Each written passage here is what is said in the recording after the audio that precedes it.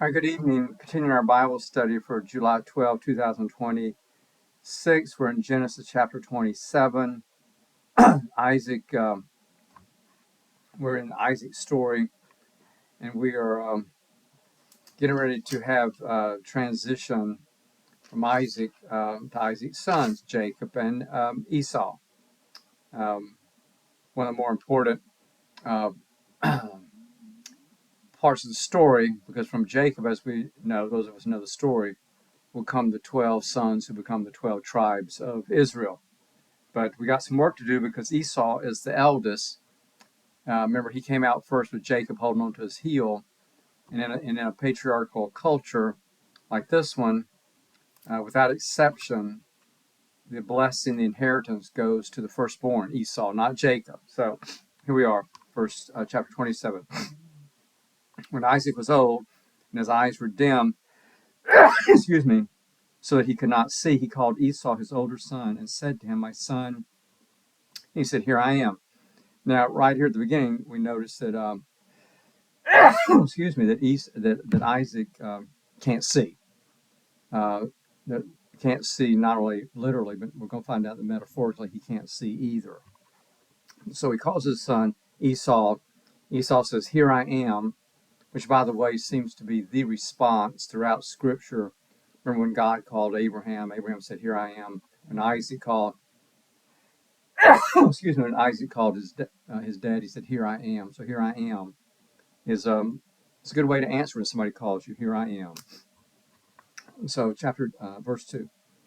"Behold, I am old. I do not know the day of my death. Now then, take your weapons, your quiver, your bow. Go out to the field and hunt game for me. Prepare for me savory food, such as I love, and bring it to me that I may eat, that I may bless you before I die." All right, I'll be right back. Just hold on a second. Okay, thank you. So Isaac, Isaac, of course, doesn't know the exact moment of his death, but it's getting to the end, and he wants to make sure that before he is unable to do so, he passes on the inheritance to his firstborn son.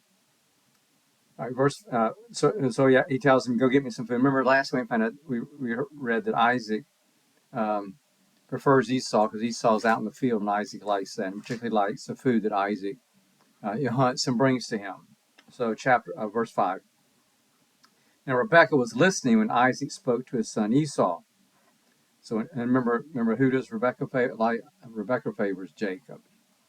"So when Esau went to the field to hunt for game and bring it, Rebekah said to her son Jacob, 'I heard your father speak to your brother Esau. Bring me game and prepare for me savory food, that I may eat it and bless you before the Lord before I die. Now therefore, my son, obey my word as I command you.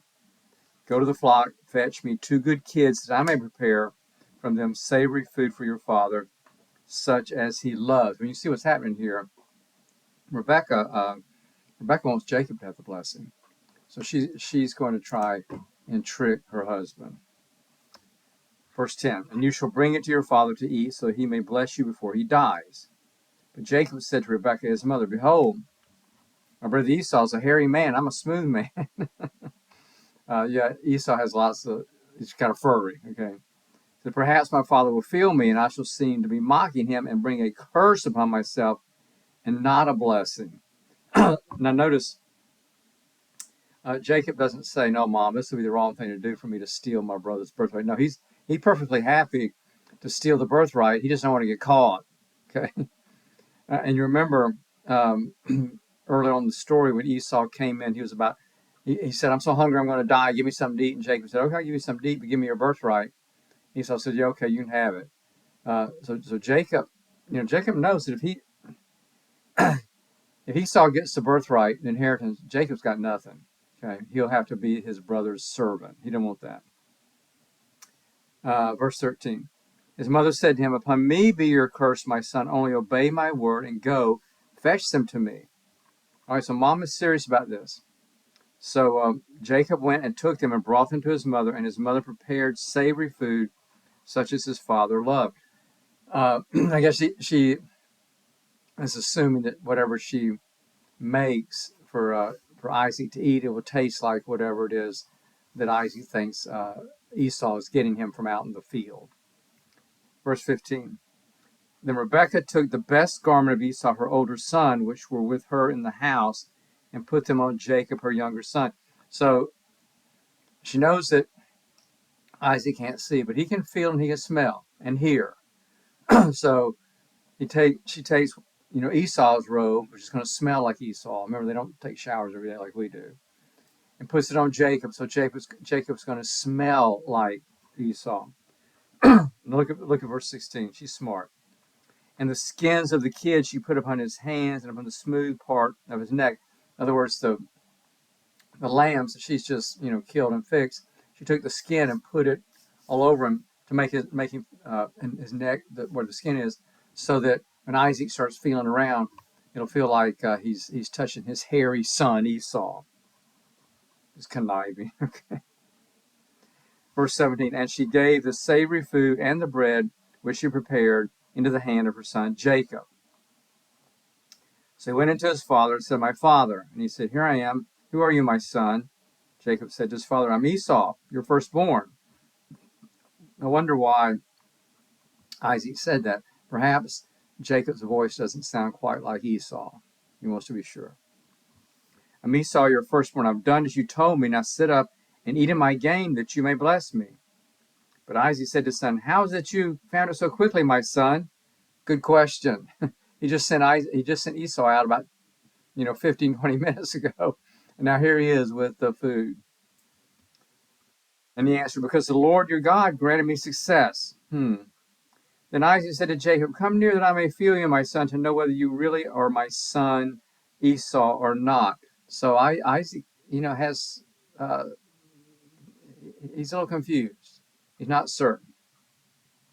So Jacob went near to Isaac, his father, who felt him and said, The voice is Jacob's voice, but the hands are the hands of Esau. And he did not recognize him because his hands were hairy like his brother Esau's hand. So he blessed him. So he hears the voice, but he but he can't see.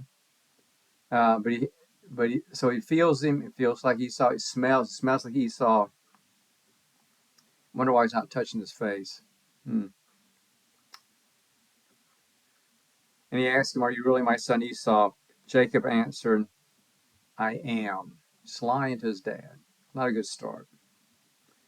Verse 25. Then he said, Bring it to me that I may eat of my son's game and bless you. So he brought it to him. He ate, and he brought him wine, and he drank. Then his father Isaac said to him, Come near and kiss me, my son. So he came near and kissed him, and he smelled the smell of the garments and blessed him. So that was the last test. Isaac was going to smell and see if he smelled like, his hairy son Esau, who likes to go out to the woods. And because he had the Esau's clothes on, that's what he smelled. And so he's blessing him here. See, the smell of my son is as the smell of a field which the Lord has blessed. May God give you the dew of heaven and of the fatness of the earth and plenty of grain and wine. Let people serve you and nations bow down to you. Be Lord over your brothers, and may your mother's sons bow down to you. Cursed be everyone who curses you, and blessed be everyone who blesses you. So that's quite a blessing. This is the will, and this is binding in this culture. Isaac's not writing out a will; he doesn't have to. He blesses Jacob, and that's it. Can't take it back. That's it. Verse 30. As soon as Isaac had finished blessing Jacob, when Jacob had scarcely gone out from the presence of Isaac his father, Esau his brother came in from his hunting. Barely missed him. He also prepared savory food, brought it to his father. He said to his father, Let my father arise and eat of his son's game, that you may bless me. Verse 32. This next scene is filled with a lot of pathos, actually. His father Isaac said to him, Who are you? He answered, I'm your son, your firstborn Esau. Then Isaac trembled violently and said, Who was it then that hunted game and brought it to me, and I ate it all before you came? And I blessed him, yes, and he shall be blessed. When Isaac heard the words of his father, he cried out with an exceedingly great and bitter cry, and said to his father, Bless me, even also, O my father. But Isaac said, Your brother came with guile, and he's taken away your blessing. That sibling rivalry. It's bad. It's bad. Esau said, "Is he not rightly named Jacob? For he has supplanted me these 2 times. He took away my birthright." That's not exactly true. I mean, Esau gave it to him. Okay, Esau could have gone and got some food from his mom. Now he's taken away my blessing, which in fact he did. Then he said, if you, and this is a scene of great pathos. Then Esau said to his father, "Have you not reserved a blessing for me?" Isaac answered Esau, "Behold, I made him your lord, and all his brothers I've given to him for servants, and with grain and wine I have sustained him. What then can I do for you, my son?" In other words, there's nothing left. He gets everything. He's in charge. Esau said to his father, "Have you but one blessing, my father? Bless me, even me also, O my father." And Esau lifted up his voice and wept. Then Isaac his father answered him, "Behold, away from the fatness of the earth shall your dwelling be, and away from the dew of the heaven on high. By your sword you shall live, and you shall serve your brother. But when you break loose, you shall break his yoke from your neck." So there is a blessing. It's not a good one. What it's going to turn out to be is that he's going to leave. Esau's going to leave and create his own community. It's going to be called Edom. And we're going to learn way down the road here that Edom, the nation Edom, becomes one of the enemies of Israel. And so one of the purposes this story serves is to answer the question, why are Edom and Israel, how did they become actual historical enemies? Well, here's why. All the way back to Jacob and Esau. But Esau, it does have a blessing, but he's going to have to create his own, his own tribe. And he does. Well, I mean, we meet him later, and he does become wealthy and powerful in his own right. But he is not a part of the 12 tribes. Okay. Verse 41. Now Esau hated Jacob because of the blessing with which his father had blessed him. And Esau said to himself, "The days of mourning for my father are approaching. Then I will kill my brother Jacob." Mm-hmm. Words of Esau, her older son, were told to Rebekah. So Esau, a blockhead, okay? So he's going around talking out loud. As soon as my dad has died, and as soon as we're done with the burial in the morning, I'm going to kill Jacob. It's common knowledge. He's not keeping it secret.